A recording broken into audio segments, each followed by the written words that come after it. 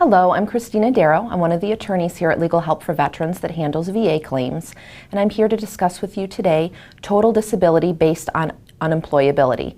That's abbreviated as TDIU or as unemployability. So if you hear any of the veterans talking about those two things, they're one and the same. What it means is that you can essentially get a 100% rating because you're not able to be substantially gainfully employed based on your service-connected disabilities. And it can only be based on your service-connected disabilities. So if you're unemployed because of something that isn't service-connected, VA won't acknowledge that and they won't give you a TDIU determination. However, in order to get it, you either need to have one disability that's rated at 60%, or you can have two or more disabilities that are combined to be 70%.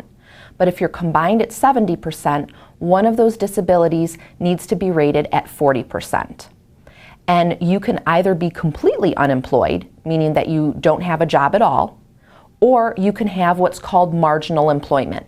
And marginal employment in VA's eyes means that either you earn below the poverty threshold, so you're not bringing in that much income, and it specifically needs to be below the poverty threshold, or you work in a protected work environment. And that can range from maybe working at your family's business, so they're pretty lenient obviously, and if you have a bad day or if you're really hurting, they'll let you not come into work or they may send you home early. Or another example of a protected work environment would be a job that would enable you to do those things even though it's not owned by a family. So for example, we have some veterans who are service-connected for post-traumatic stress disorder, and they don't get along with other people, they have a really hard time with authority, and so they work on the night shift as a security guard guarding a plant. And based on that, they're working by themselves, they don't need to interact with anybody, and so we've made arguments that that would be considered a protected work environment. So even though they're still unemployed, they have a lot of concessions that are made by their employer simply for the fact that they're not able to do what would be termed normal employment due to their service-connected disabilities.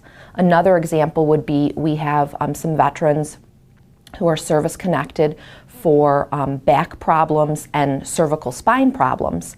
They work as an independent contractor and will go out and build homes and things like that. We've made the argument that that's a protected work environment as well because they work for themselves, they set their own hours. If they don't want to show up for work, they don't need to, or if they don't want to take a certain job because their back may flare up, they don't need to do that either. So hopefully that's a little bit clearer for you, and it'll enable you to give you an idea on what would be necessary to get a claim for unemployability. Thanks for checking in with us today.